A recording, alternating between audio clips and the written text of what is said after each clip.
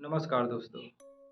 दोस्तों क्या आपने सोचा है कि अगर कोई अजनबी हर रात आपकी बस्ती में अलग-अलग रूप लेकर के आए, तो क्या आप उसे पहचान पाएँगे?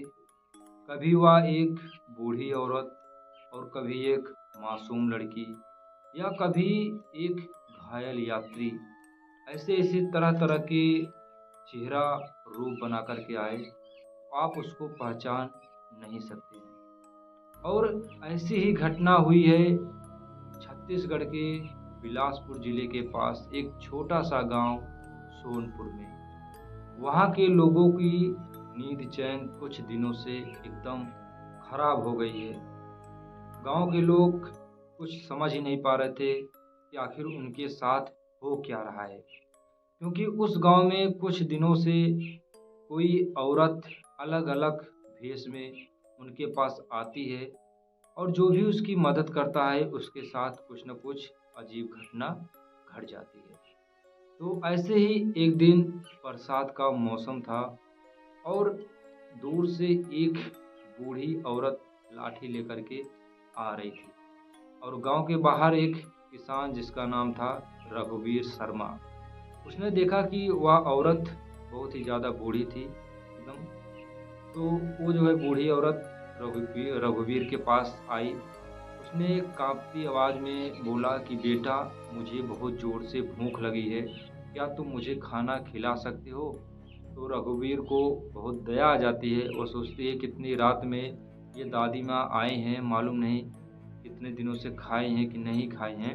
उनकी हालत देख कर के रघुवीर को जो है दया आ जाता है और रघुवीर उसे तुरंत जो है उस औरत को ले जा कर के अपने घर में बोलता है कि दादी माँ चलो, मैं तुमको भरपेट खाना खिलाता हूँ। वो औरत रघुवीर के साथ चली जाती है और उसकी पत्नी जो है रघुवीर की, उसे औरत को भरपेट एकदम बढ़िया भोजन कराती है। औरत खाना खा कर के एकदम खुश हो जाती है और उसने जाते-जाते कहा कि बेटा, ये जो तुमने आज मेरी मदद की है, इस मदद को मैं याद रखूँगी।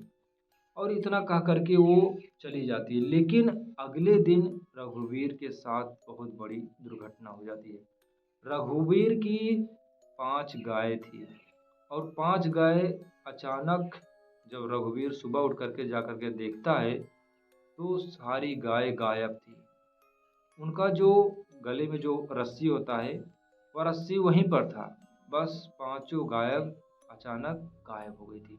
पूरे गाँव में रघुवीर ने हड़कंप मचा दिया, पूरे गाँव के लोग हैरान हो गए।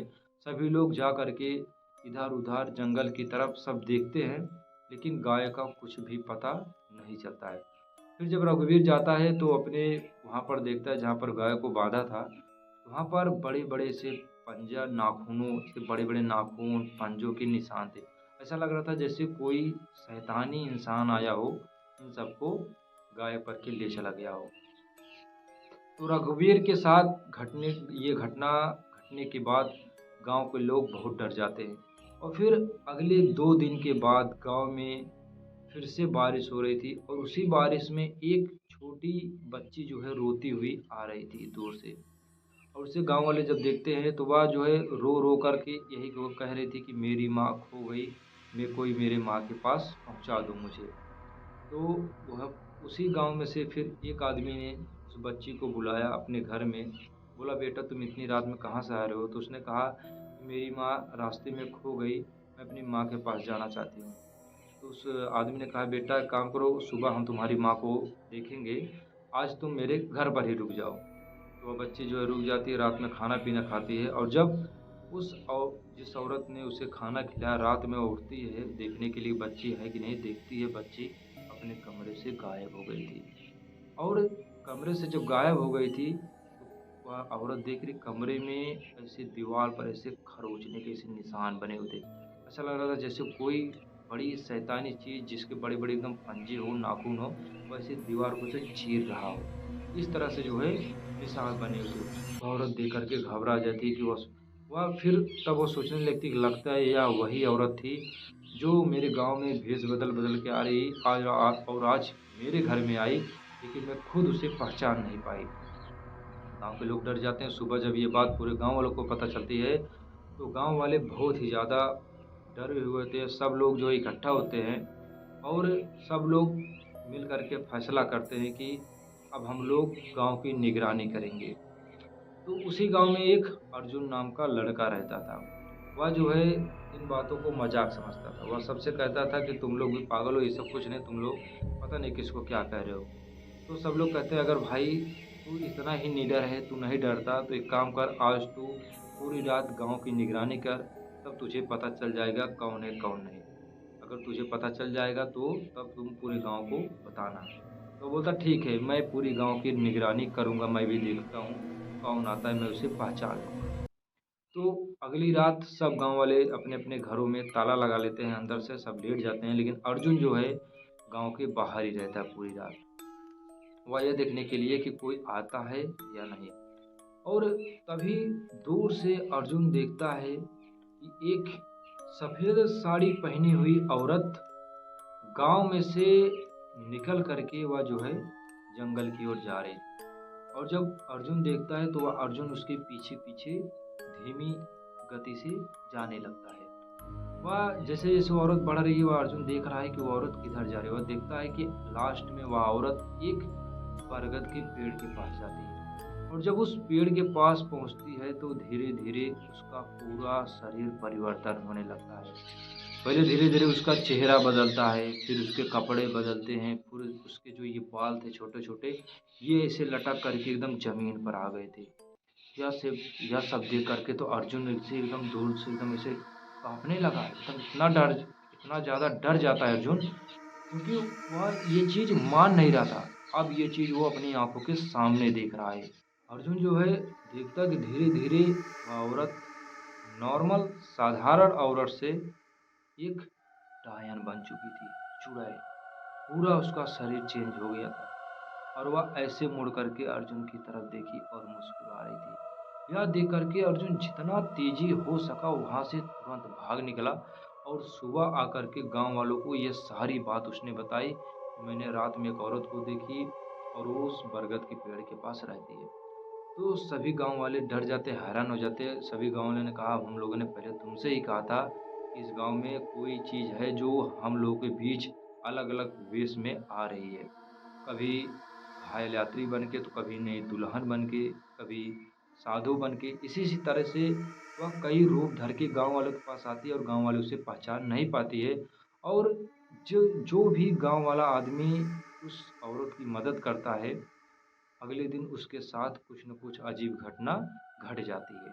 तब उसके बाद अर्जुन और गाँव वाले ने मिल कर के एक फ़ैसला लिया कि कोई भी इंसान जब सूरज ढलने के बाद अगर कोई भी अजनबी इंसान अपने गाँव में अंदर आता है, कोई भी उसे मदद नहीं करेगा, ना ही उसको कोई अपने कमरे में बुलाएगा। तो सब लोगों ने बोला हाँ ठीक है, ये नियम मुझे सही है।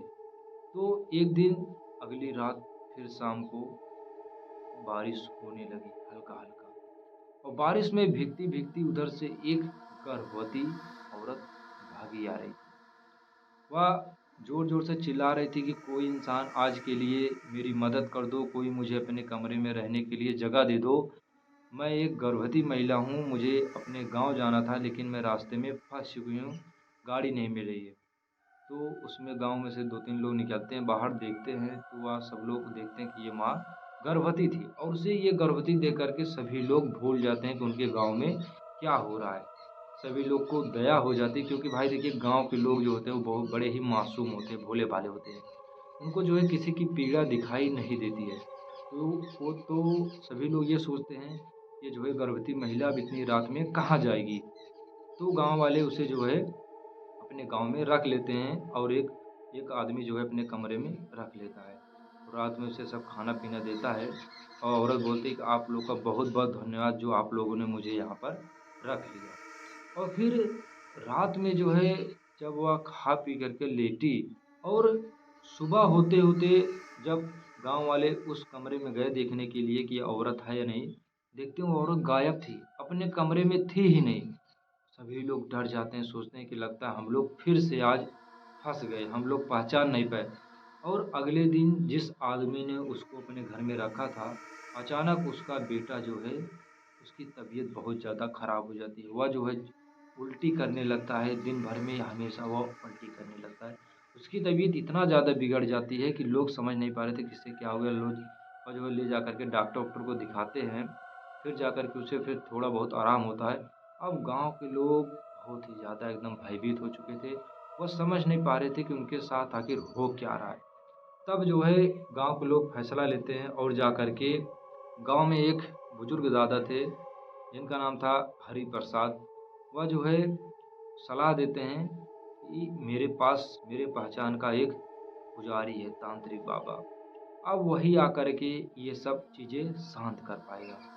तब अगले दिन गाँव के लोग जाते हैं, सभी लोग उस पुजारी को बुलाते हैं और ले आते हैं। जितना भी जो भी समस्या था सभी लोग उसको बताते हैं। तो पुजारी कहता है वह सब ठीक है, अब मैं आ गया हूँ, आप लोग घबराइए मत, मैं इसका उपाय करूँगा।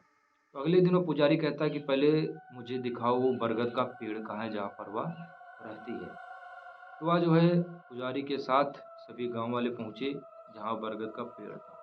वहाँ पर पुजारी पहुँचा तो इधर-उधर देखा, उसने कुछ ऐसा किया तो फिर अचानक उसे जो है ज़मीन के अंदर थोड़ा-सा लाल टुकड़ा दिखाई दिया। तो सभी लोग उस टुकड़ा को बाहर खोदे, निकाले, जो गड्ढा खोदे तो उसमें से एक इतना बड़ा-सा संदूक निकला और उस संदूक में कंगन और गहने और एक शीशा था, दर्पण। और जैसे ही उस शीशा को सभी लोगों ने देखा उसमें, तो उस शीशे में आदमी लोगों का चेहरा नहीं दिखाई दे रहा था, बल्कि उसी औरत का चेहरा दिखाई दे रहा था। एकदम चेहरा ऐसे अभद्र रूप से। और वह औरत शीशे में जब दिखाई दी तो वह ज़ोर से बोली, "जो भी इंसान इस शीशे को अपने पास रखेगा, मैं उसे हमेशा-हमेशा के लिए नष्ट कर दूँगी। ये मेरा सामान है, मेरा सामान सुरक्षित उसी जगह पर रख दो।" तभी जो है अर्जुन उस शीशे को उसी ज़मीन पर ज़ोर से ऐसे पटक देता है और जैसे ही उसने उस शीशे को पटका, पूरे जो है जंगल में ऐसी आवाज़ें गूंज उठी।